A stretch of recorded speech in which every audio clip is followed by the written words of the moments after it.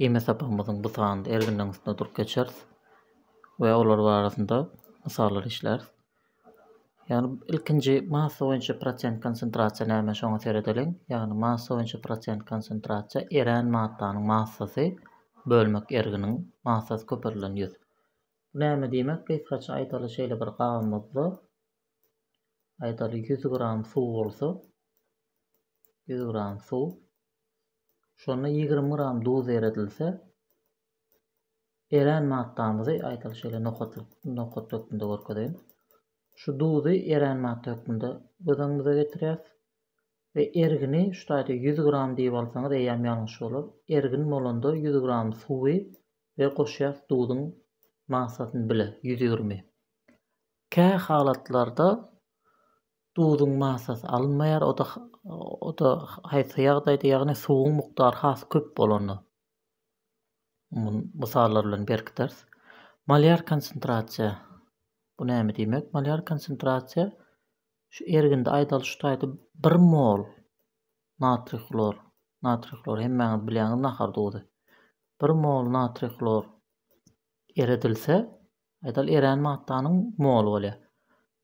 Bölmegem erginiň gowrumy. Ýagny olam aýdaly şu taýda 1000 ml erginimiz bolsun. Eýem şu taýda 1000 ml diýip almaýasa 1 litr diýip alýas. Litrde alýas. Şu taýda şoň üçin ýöreýte litrde diýip görkezdim. Başgaça 1 litrimiz biziň 1000 ml-mize barabardyr. Munun belli bolaýyn. 1 litr 1000 ml, başgaça 1 litr deňdir 1 desimetr kub. Käbir soralarda litriň ýerine desimetr kub hem bermek mümkin. Şonda 1 desimetr kubyň litre deňdir. Ýani ölçegirliklerini öwrümegi başaryň. Dowam edýäs. Şu taýda 1 litr suw diýsek, ýani şu köplenç halatda suw erginde erginiň gowrumyny suwy alýarlar. Duzy hasaba goşmaýarlar. Ýani bu mydama diýdigimiz däl, köplenç halatda. Eger eren duzyň gowrumy başa massasy bar bolsa, ulrak bolsa, onda hökman suratda goşulýar. Indi soralarymyza geçelim. Ilki normal konsentrasiýa şoň üstünde durup geçelim. En harpy bilen bellenýär we molear konsentrasiýa obычный molear konsentrasiýany A sanyna köpeldiýär. Normal konsentrasiýany hasaplamak üçin A sany näme diýmek? Şoň üstünde durup geçelim. Ekwivalentlik sany diýilýär. Başga kislotalarda vodorod sany näçe bolsa şol alınýar, esaslarda hidroksid sany alınýar. Mysal üçin aýdaly şu taýda H-klor kislotasy. Şunda H-nyň sany 1 bolan üçin A sany ýagny ekwivalentlik sany 1 diýip alınýar. Şu taýda H2SO4 ýa-da kukurt kislotasy bärt 2 sany vodorod bolan üçin 2 diýip alınýar. Şu A'myz buň hiç ýeri ýok normal konsentrasiýa. Molear konsentrasiýany A köpeldiýär. Şu taýda iň esas kyn zat şu A nädip bilmeli. Bärde tablitsada görkezdim. Esaslarda meselem hidroksid şu taýda 1 sany 1 diýip alýas. Kalsiy hidroksid şu taýda 2 sany 2 diýip alýas A sany. Indi duzlarda nähil bolýar? Duzlarda ýagny kation diýilýär, kation diýilýär-de. Şu birincisi pozitiv polojitil belgili natriýymyzyň plus 1 bolan üçin 1 diýip alýas. Bärde natriýymyzyň hem plus 1 alýas, hem de näçe sany natriy bolsa 2 sany natriy bar. İkisini köpeldip alýas. 2 köpeltmek bar 2. Şu taýda da kalsiýymyz 1 sany bar. Ýöne şunun zaryady plus 2, ýagny 2 köpeltmek 1, 2 diýip alýas. Bärde alüminiň zaryady plus 3. Nerden bildik plus 3'lüğünü? Sebäbi şu taýda 3 geçipdir-de. 2 çümem 6. Şeýtip hasaplaýas A sany. Normal konsentrasiýa Kysgaça şundan bolat. Bir tapatlanýan ýeri molear konsentrasiýadan A köpeldiýär. A'ny näme hasaplamalydygyny gördüňiz. Indi soralarymyza geçsek bolar. 20 gram natriy klor nahar duzyny 230 gram suwda eredildi. emele gelen duuzly suw erginde duuzun ergindäki massa boýunça konsentrasiýasyny hasapla. Massa boýunça konsentrasiýa biz näme hasaplaýardyk? Formulamız massa eren madda bölmek massa ergin köpeltilen 100. Eren maddamyzyň massasy näçe şutaýdy biziň? 20 gram. Eren maddamyz ýa natri klor. Indi erginimiziň massasy näçe şutaýdy siziň pikiriňizçe? 230 grammy erginimiz? Ýok. Ýalňyşarsa eger 230 diýsek, 230 gram suw bar. Diýmek erginimiz näme bolýar? Suw bilen duzu goşýar. 20 goşmak 230. Netijede 100'e köpeltsek, onam 20 ile 250 bölüp 100'e köpeltip görsek, biziň massa boýunça konsentrasiýamyz 8 göterim çykýar. İkinci sorumuza geçeceğiz. Aşağıdaki erginlerdeki eren maddalaryň massa boýunça konsentrasiýalaryny hasapla. A. 20 gram şeker, 60 gram suw eredilýär. B. 20 ml etil spirti. Etil spirtiniň dykydlygyny mertdir. Bärde suw eredilýär. Netijede 250 ml ergin emele gelýär. Erginiň hem dykydlygy mertdir. Bunu şutaýda A-my diýişlälir ki, A. Birinci sorumuz. Massa boýunça prosent konsentrasiýa bilişiňiz ýaly formulamyzy ýazýas. Eren maddaň massasy bölmek ergin köpeltilen 100. Eren maddamyz 20 gram şeker, elbetde 20 gram. Indi 60 gram suw almaýasa 60 goşmak 20, ýagny 80 diýip alýar. Sebäbi erginiň massasyny almaly. Deňdirim 25 göterim. Birinci sorumuz aňsatdy. A bölegi B-ni aýratyn işläliň. 20 ml etil spirti suwda eredilýär. İlkinji notda 20 ml etil spirtini massa grama geçirelim. Onam dykydlygyň formulasyny üstünde geçirýäs. Massa boýunça konsentrasiýa bu formulany şeýle häzirlikçe ýazyp goýaýyn. Bu näme diýmek? Massa şutaýdy eren madda etil spirt bolýar. Şoň üçin massa etil spirti bölmegem massa ergin diýdim köpeltmek 100 formula boýunça. Indi dykydlykdan, ýagny etil spirtiň dykydlygyndan etil spirtiniň massasyny tapaly. Dykydlygy etil spirtiň 0,8 beripdir bize. Oňam formulasy ýagny dykydlyk deňdir massa paýlanan göwrüm 20 ml berdi bize. Ýagny massa etil spirt näme bolar onda? 20 köpeltmek 0,8. O da 16 gram. Indi şu formulada massa etil spirtini tapdyk 16 gram. Indi biz näme tapmaly? Erginiň massasyny tapmaly. Erginiň massasyny näle tapýas?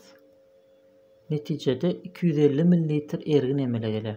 Şutaýdaky soragda berýän zatlaryň ünsürlerini seredin 250 ml suw emele gelýär diýmeýär şutaýda ergin emele gelýär diýär. Ergin näme diýmek? Etil spirti bilen suwuň ikisiniň goşulan göwrümi.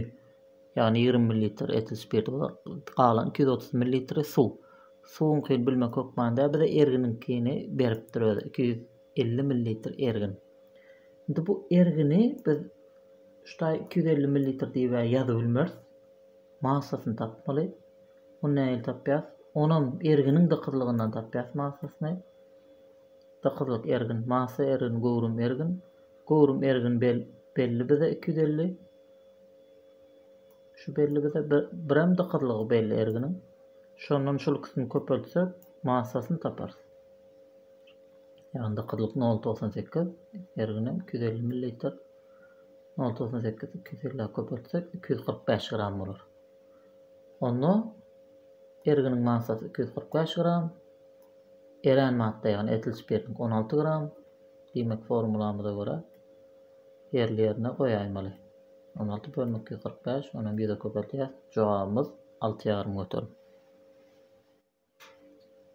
Dowam edýäs. 3-nji soru. 1 litr 1 molar natri gidroksid ergin nähil taýarlanýar? Natri gidroksidiniň molar massasy berilen. Molar konsentrasiýa biziň formulasy nämedi? Mol eren madda bölmek ergin göwrümi.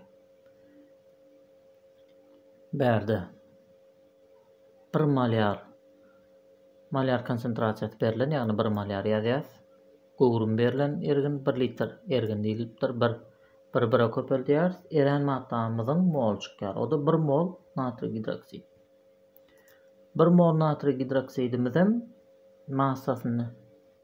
massasyny geçsek, ýagny 1 molunda da 40 gram bar. Diýmek 40 gram natri hidroksidini 1 litr suwa eredip şu ergin taýnap bilersiz. Ýöne bärde erginde natri hidroksidiniň gowrumyny az ýok hasap edýär. Käbir halatlarda diňe suwuň gowrumyny erginiň gowrumy bilen deň diýip alynýar. Sebäbinde duzyň ergini has uçypsylja aty kiçik bolan üçin şeýdilýär. Sorumyza maksat ansat soru. 4-nji soruga geçelim. 30 gram natri hidroksid suwda eredilýär we 600 ml ergin emele gelýär. Emele gelen erginiň malyar konsentrasiýasyny tapyň. Biziň formulamyz näme malyar konsentrasiýa? Mol eren madda bölmek gowrum ergin. Eren maddamyzyň moluny tapmak üçin gram belli, ýagny moluň formulasy endengdir massa paýlanan malyar massa. 30 gramy biz mola urmaly. Şutaýda molumyz paka endik goýdum we gowrum 0,6 litr, 600 millilitri litre geçsek 1000'e bölürüz, o da 3 otur. Ýa-da düşer, ýagny 1 otur, 2 otur, 3 otur. Bu eýem bärsi matematikadan bilmeli zadyňyz 0,6 litr. Mol deňdir massa paýlanan malyar massa. Bu formuladan mol çykardym, ýagny massa 30, malyar massa da 40. 0,75 mol. 0,75 molum bärik şutaýa goýdum. Paýlanan 0,6 deňdir 1,25 malyar. Diýmek natri hidroksidiniň malyar konsentrasiýasy 1,25. Dowam edýäs. 400 ml 0,5 malyar demir nitratyny ergin almak üçin näçe gram demir nitrat gerek? Malyar massasy berilen. Ýene ýangy formulamyz malyar konsentrasiýa mol bölmek ergin gowrum. Malyar konsentrasiýamyz biziň şutaýda 0,5 ýerine goýduk. Ve gowrumyz biziň 400 ml bolan üçin 0,4 litr diýip alýas. Şutaýdan mol çykarýas. 0,5-i 0,4-e köpeldýäsem biziň molumyz çykýar. 0,5 köpeltmek 0,4. 0,2 mol. 0,2 mol nämäniň moly? Şunyň mol sany. Indi şu formula boýunça mol sany 0,2-ni şutaýa goýýas. Malyar massa da belli. Netijede biz massany tapyp bileriz. Yani yerlerine goýuşdurdyk. Massa deňdir 0,2 köpeltmek 180, o da 36 gram. Demek 36 gram demir nitrat gereken. 6-njy sorumuza geçýäs. Metil spirtiň suwly ergininiň massa boýunça götürme, ýani 16% metil spirt diýär we erginiň dyklygy 0,9 bolsa erginiň malyarlygyny hasaplan. Bunu näle hasaplaýas? Malyar massasy berilen. 16% diýse massa boýunça prosent 16 diýse siz şeýdip alyň. 16 gram eren madda, ýagny metil spirti bölmegem 100 gram ergin diýip alýaňyz. 100 gram ergin. Mudama şeýle soralarda, ýagny prosentli zatlarda eger massasyny bermedik bolsa, ýöne massa prosentini beren bolsa 16% diýse 16 gram eren madda, 100 gramam ergin diýip alýaňyz. Indi bärde ýöne bize malyarlygy kesgitlen diýer. Şutaýda biz eren maddanyň moluny tapdyk. Nädip tapdyk? Moly eren maddanyň deňdir 16 gram bölmek malyar massasyna bölýäs, o da 32. 0,5 mol. Eren maddanyň molu 0,5 mol. Indi biziň malyar konsentrasiýa formulamyz mol eren madda, ýagny bärde 0,5 bölmegim litr ergin.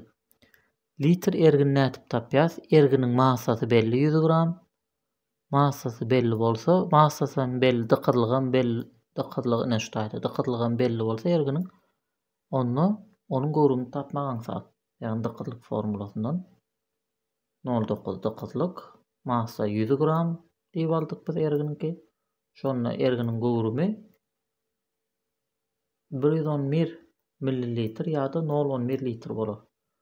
0,11 ýerine goýýas. 0,5 goýýas. Ýani 0,5 mol eren matda 0,11 litr ergin formula boýunça netijede 4,5 malyar metil spirtiniň malyar konsentrasiýasyny tapdyk. 7-nji soragymyza geçýäs. 300 ml 0,4 malyar kukurt kislotası erginine 500 ml suw goşulýar. Emele gelen erginiň malyarlygyny hasaplan. Şu hil soraglarda nädip işleýäňiz? Munnu bir zady berip berlen, şunuň mol sany hiç wagt ütkemeýär. Aýdaly 300 ml. Şunuň gowrumy 300 ml bolsun. İçinde de 0,4 malyarlyk kukurt kislotası bolsun. 0,4 malyarlyk kukurt kislotası. Soňra şuňa 500 ml suw goşanmady bilen üstüne şeýlerek bolar. 500 ml gowrum ütker. Ýöne şunuň mol sany ütkemez. Sebäp suw goşulýar bize kukurt kislotası goşulanyň şuň üstüne suw goşulýar. Diýmek kukurt kislotası goşulmasa kukurt kislotasynyň moly ütkemeýär. Onu şulara aýyşdyrayyn. Başdan dowam edýäs. Ýani ingliz dilinde men bärde belli goýdum. En solute ýani mol sany in concentrated solution we en solid in dilute solution diýilýär. Ýani erginde şunuň moly ütkemeýär diýmek. Onda şunuň moly nädip taparsy biz?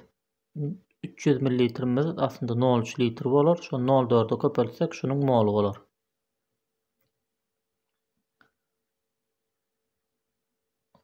Ýagny bärde formula boýunça hasaplapdyrlar. Men formulasyz hasaplanyşyny görkezýän. Ilk şuň moluny tapýas. Ýagny 0,3'ü 0,4'e köpeltýäs. 0,3 köpeltmek 0,4. Deňdir 0,12 bolar bu da. 0,12 mol şu kukurt kislotasynyňky. Soňra erginine 500 ml suw goşuldy diýilýär. Başdaky biziň erginimiz 300 ml. Soň ona ýene 500 ml suw goşdyk. Jemi 800 ml bolar. Emele gelen erginiň malyarlygyny kesiplenýär. Malyarlygy aňsat. Emele gelen erginiň malyarlygyny kesiplemek moly belli ütkemeýär. 0,12 mol 800 ml 0,8 litr bolar. 0,12 nen 0,8'e bölsek deňdir biziň malyar konsentrasiýamyz çykýar. Formula boýunça etseňiz başdaky moly malyarlyk köpeltilen gowrum we soňkynyň malyarlyk köpeltilen gowrum formula boýunça etip göreliň. Ýani 0,3 köpeltmek 0,4 deňdir 0,8 köpeltmek malyarlyk soňky. Netijede malyarlyk 0,15 çykýar. Bärde de 0,12 0,8'e bölseňiz şowurda çygar. Ýani esasat bärde şuňa köpeldip mol sany tapýaňyz. Şu mol ütkemeýär üstüne şutaýyk suw goşulan bilen kukurt kislotasynyň moly ütkemeýär. Ýöne gowrum ütkedi täze erginde. Ýöne gowrumyny 0,8'e bölýär ýa-ni. Şeýip jogap çykýar. 8-nji soraga geçsek 300 ml 0,2 malyar azot kislotasyny ergine 200 ml 0,5 azot kislotası ergine goşulýar. Emele gelen erginiň malyarlygyny hasaplaň diýär. Şeýle bir gabymyz bar. Ýene bir gabymyz bar. Şurkysy şu gaba goşulýar. İkisi bilelikde şu gaba goşulýar. Birinjimiziň gowrumy 300 ml. Ikinjimizinki 200 ml. İkisini goşsak 300 bilen 200'i üçüncü gabymyz 500 ml bolar. Üçüncü gabymyzyň gowrumy belli 500 ml. Mol sany näçe bolar? Şunda näçe mol bolsa, şunda näçe mol ikisiniň goşulany bolar. Nädip hasaplayas? Mol sany 300 ml 0,3 litr bolar, ýagny 0,3 köpeltsek 0,2 munyň mol çykar. Bärde de 0,2-ni hemçin 0,2 200 ml bolan üçin köpeldäs 0,5-e şonyň mol çykar. İkisini goşsak ştaýt mol çykýar. Dowam edýäs. Ýagny bärde şol aýraýyn häzirçe. Ýagny birinji 0,3 0,2 köpeltdik. Birinji gapdaky mol sany çykdy. Näme 0,3 0,2 köpeltdik? Formulamyz bardy bizim. Molar konsentrasiýanyň formulasy deňdir mol ergin bölmegim gowrumdy. Bärde gowrum ergini 300 ml ýagny 0,3 molar konsentrasiýa da 0,2. Şoň üçin 0,2 0,3 köpeltdik. Birinji mol sany goşmak 0,2-nen 200 ml 0,5-e köpeldýäs. Jem mol sany bolýar, onuň bölýäsem jemi gowrumy 200 ml 300 ml goşsak 0,5 bolýar. 0,5-i bölýäs, şonda soňky konsentrasiýa çykýar. X midim 0,8 molar. 9-njy sorag näli? 2 molar haşglor erginini 6 molar haşglor erginini garyp 500 ml 3 molar ýene-de haşglor erginini almak üçin başdaky 2 molar 6 molar erginler hersine näçe mililitr almaly? Şu hil soraglar näil hasaplanýar? Şeýle ikisany gap bar diýip gözüňize getirin. Şonky 2 molar. Onky 6 molar ikisi goşulýar. Netijede şeýle ulurak bir gap emele gelýär. Bu gabyň erginininki 500 ml, başgaça 0,5 litr öwreýin we molar konsentrasiýasy 3 molar berdi. Indi näme edýäs? Şu ergindäki mol nädip hasaplayas? Haşgloryň 0,5-i 3'e köpeldýäs. O da 1,5 mol bolýar. 1,5 mol.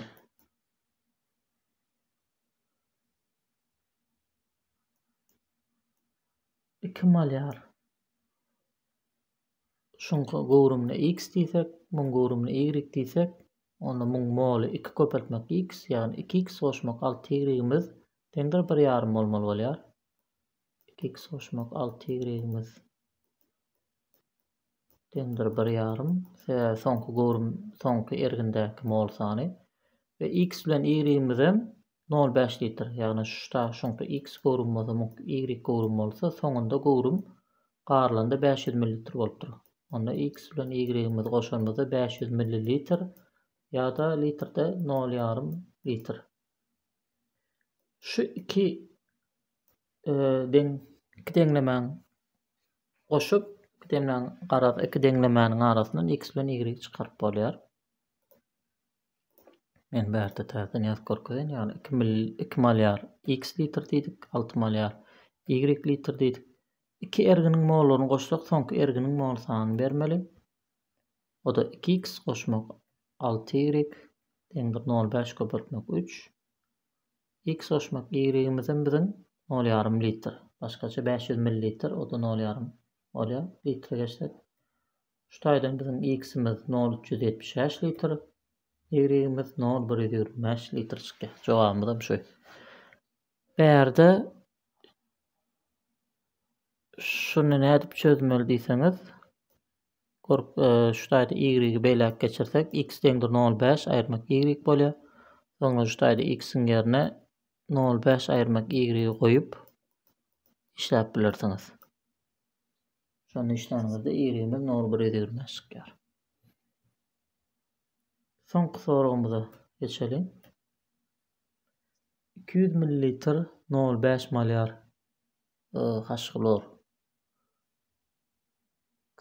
ýagny vodorod haşglor ergini sink metal bilen reaksiýaga girýän bolsa, gadaly şertlerde näçe litr vodorod gaz emele gelir? Kadaly şertler näme diýmek? Kadaly şertler diýmek temperatura 0 gradus we basyşam temperatura 0, basyşam 1 atmosfera basyşy diýmek. Kadaly şertler bilen otaq temperaturasy şol ikisini bulaşdyrmaň. Kadaly şertlerde temperatura 0 gradus, otaq temperaturasy 25 gradusdur. Room temperature. Käbir kitaplarda 24 diýip berilýär. Köpleç ýagdaýda 25 gradus. Şuňalyk soraglary näme hataplayas? İlkinji nowatda şunun gowrum bilen molar konsentrasiýasy berilen oň netijesinde şunun molunu tapýas formula boýunça. Ýagny biziň molar konsentrasiýamyzyň formulasy näme? Mol bölünen gowrumdy. Şundan. Mol eren madda, gowrum ergin. 0,5 molar. Molumuz belli däl, 0,2 litr. Litre geçdik. 0,1 mol bizim nämämiz bar eken? Duz kislotamyz. Indi başdaky reaksiýaga görä 2 mol duz kislotası reaksiýaga girende näçe vodorod emele gelýär? 1 mol vodorod emele gelýär. Proporsiýa görýäs kysgaça aýdanmasa. Biziň elimizde bar bolan 0,1 mol aşklor näçe mol? X mol vodoroddan reaksiýaga girer şuňdan. Atanaklaryny köpeltýäs 2x eňdir 1 köpeltmek 0,1 o da 0,1. Garaz x'imiz 0,05 mol vodorod çykýar. Indi 1 molumuz biziň kadaly şertlerde 20,4 litr, isendik gazymız 20,4 litr. 0,05 molumuz näçe? X. Ýagny molun aşagyna mol, gowrumyň aşagyna gowrum. Bärdenem bu proporsiýa bilen aňsatlyk bilen x'i çykaryp bilersiňiz. Ýagny başga formula bilen şu taýlaryny aýraýyn. Ýagny başga bir formulamyz bar. N bölmek n deňdir v bölmek 20,4 formulasy bilen hem besleňiz bolar. Ýagny n'imiz biziň belli 0,05 mol. Onam 20,4'e köpeltsek jogabymyz gowrum 1/112 litr bolar. Häzirlikçe şulardan ibaret. Sağ olun, sağlıkda görüşelim.